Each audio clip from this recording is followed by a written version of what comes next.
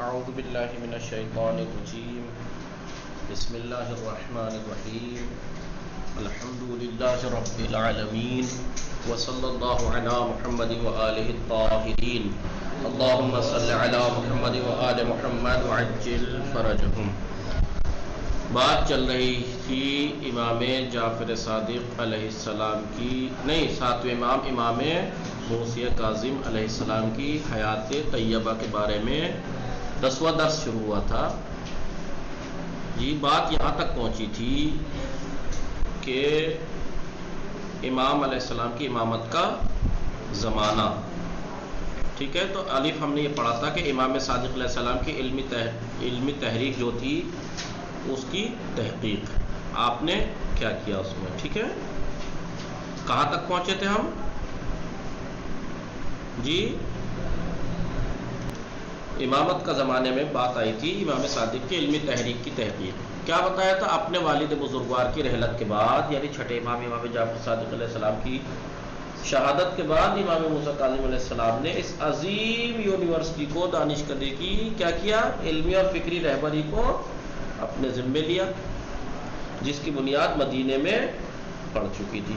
اور آپ نے بہت سے محدثین، مفسرین، فقہاء، متکلمین اور تمام اسلامی دانشمندوں علماء کی اپنی تربیتی مکتب فکر میں پرورش کی۔ آپ نے اپنے مدرسے میں، اپنے مکتب میں کیا کیا، ان سب کی پرورش کی، اور وسیع پھیلے ہوئے فقہ اسلامی کو اپنے جدید خیالات اور نظریات سے مالدار کیا، مالا مال کیا۔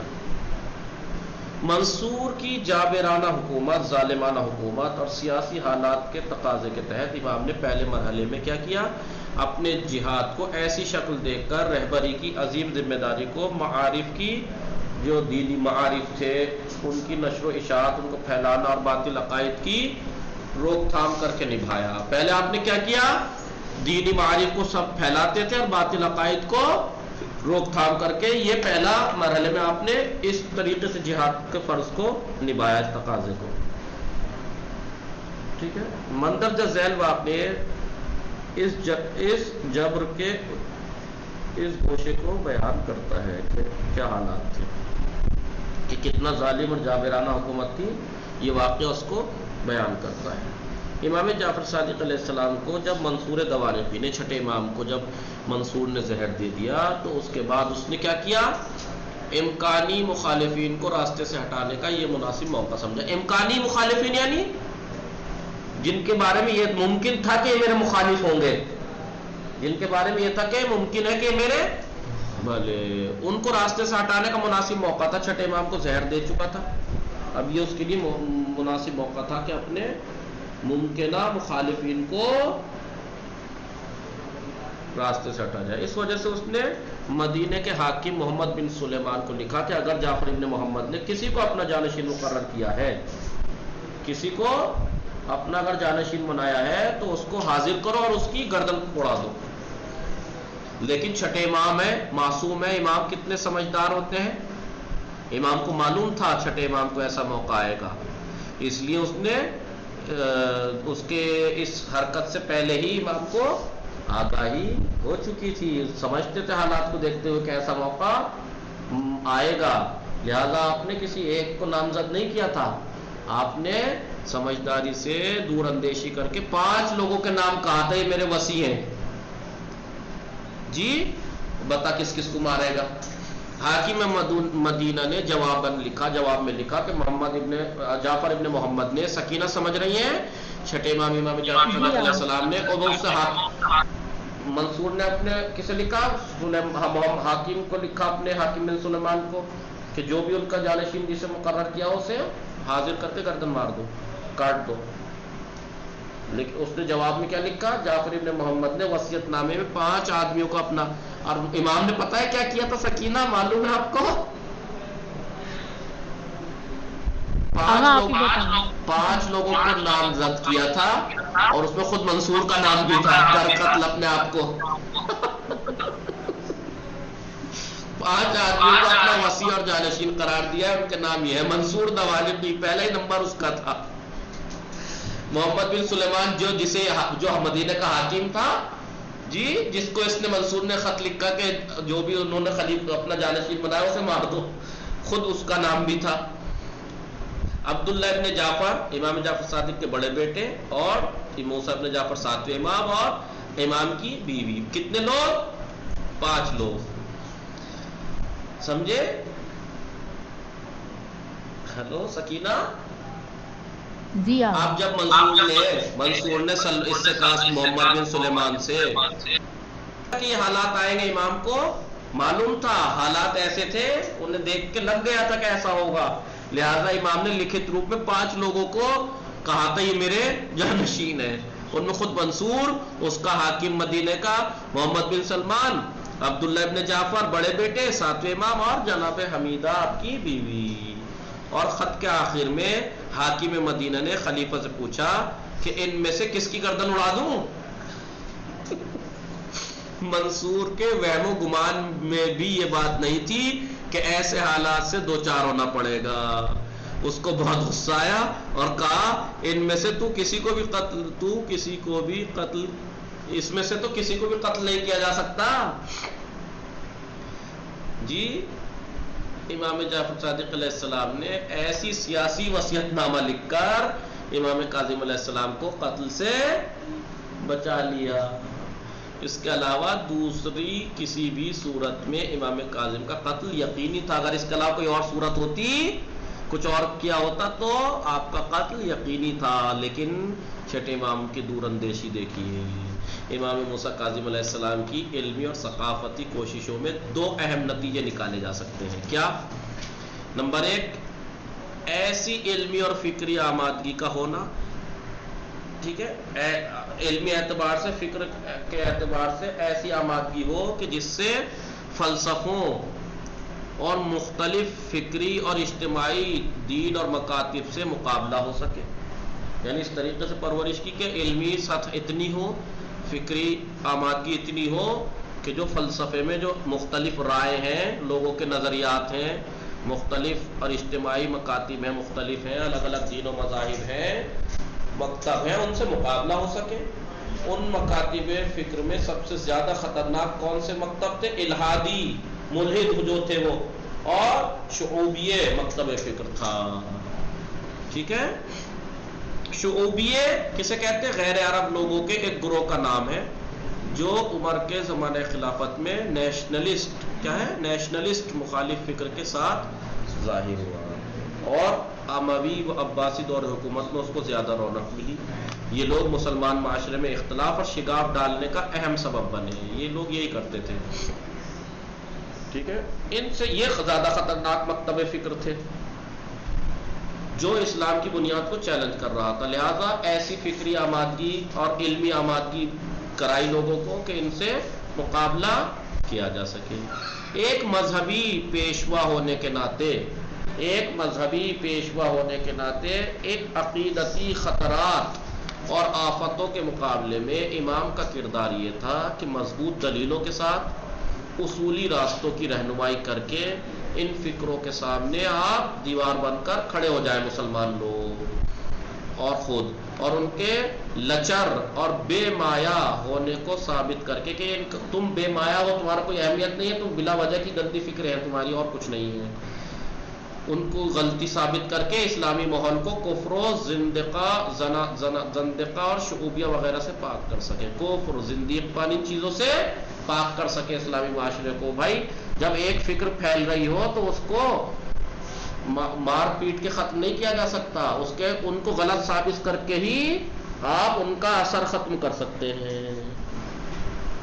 اس جہاد کی مشکلات میں جو اضافے کا سبب بنا وہ کیا تھا؟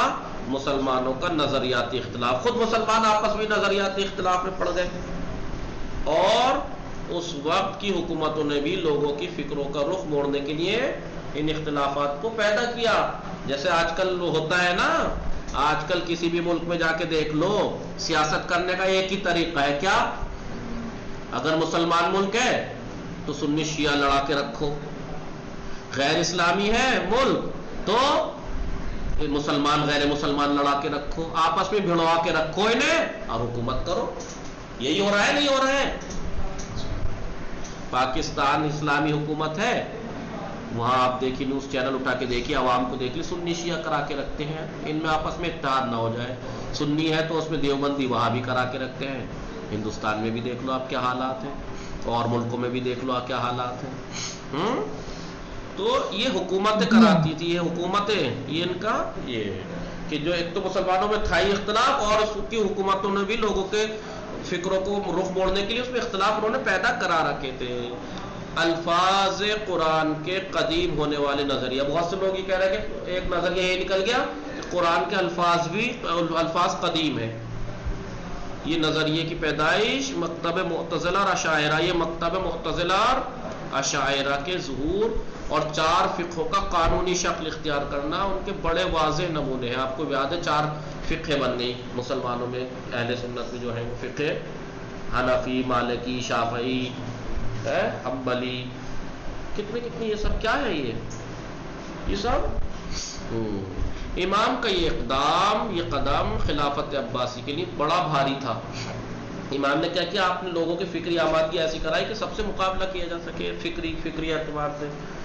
امام کے مکتب فکر میں تربیت پانے والے افراد جو اس سلسلے میں بڑی مہارت اور فعالیت کے حامل تھے، ایکٹیو تھے، بڑے ماہر تھے، سختی میں مبتلا کر دیے گئے۔ ان لوگوں کے ساتھ جو ماہر تھے، فعال تھے، ایکٹیو تھے اور مہارت رکھنے والے تھے، حکومتوں نے کیا کیا، سختیوں میں مبتلا کر دیے گئے، اور عقیدے کے بارے میں ان کو زبان کھولنے سے روکا گیا، یہاں تک کہ حشام ابن حکم کی جان کی حفاظت کے لیے جو مختلف جماعتوں اور مکتب فکر کے لیے لوگوں سے بحث و مناظرے میں ید طولا رکھتے تھے، یعنی لمبا ہاتھ رکھتے تھے، یعنی باقاعدہ انہیں کمانڈ حاصل تھی اس چیز میں، بحث و مناظرے میں۔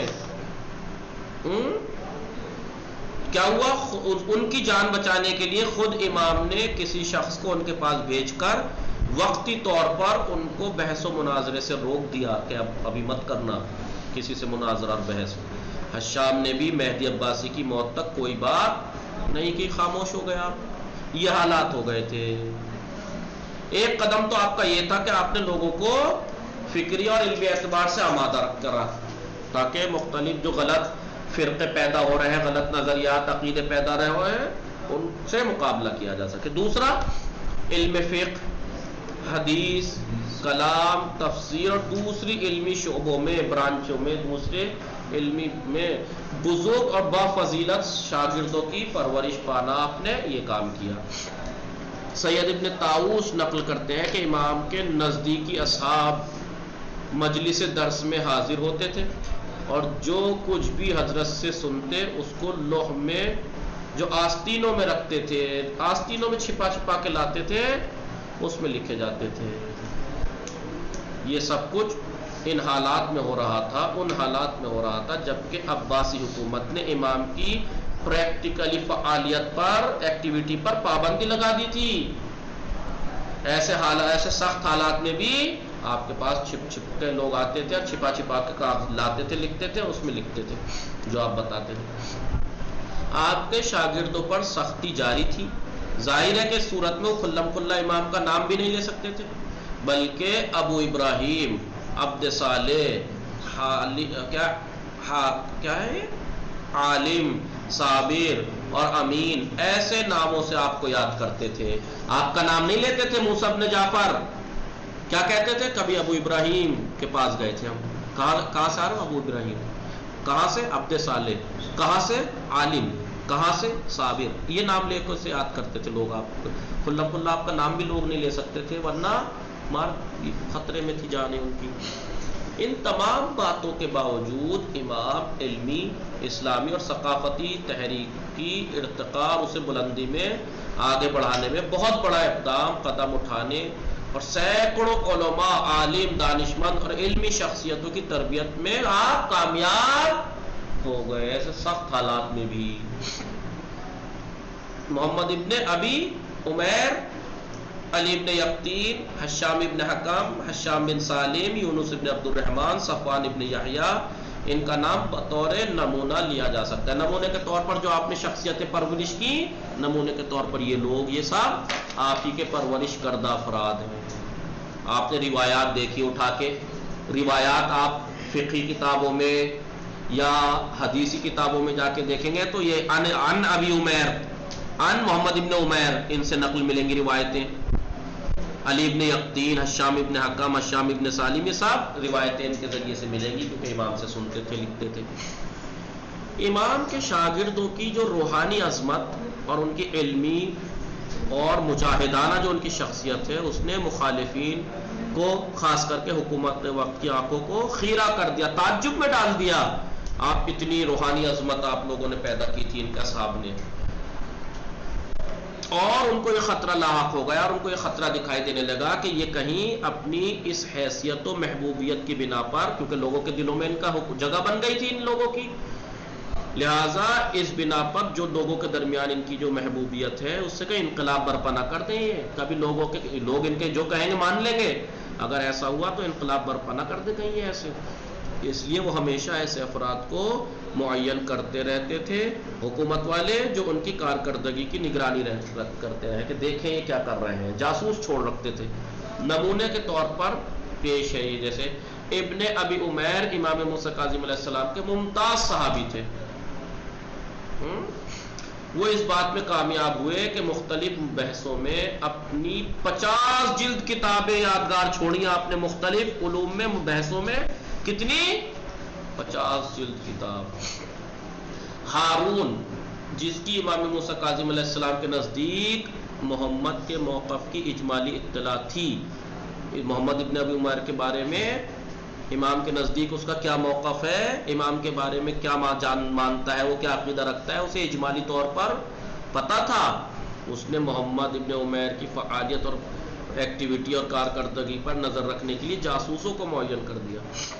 انہوں نے اطلاع دی کہ عراق کے تمام شیعوں کے نام محمد کے پاس ہیں، اس کے پاس جی عراق میں کہاں کہاں کتنے کتنے شیعہ ہیں سب اسے پتا ہے، اس کے پاس لسٹ ہے پوری۔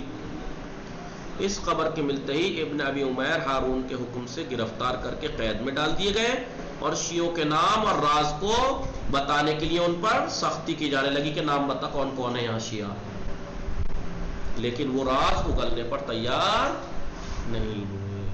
ٹھیک ہے، چلیے انشاءاللہ دوسرا یہ بات ہم کل پڑھیں گے، امامت کا حفاظت اور عمومی انقلاب کے لیے میدان کی، یعنی آپ نے فیلڈ آمادہ کی۔ وصلی اللہ علی محمد وآلہ الطاہرین، اللہم صلی علی محمد وآلہ محمد وعجل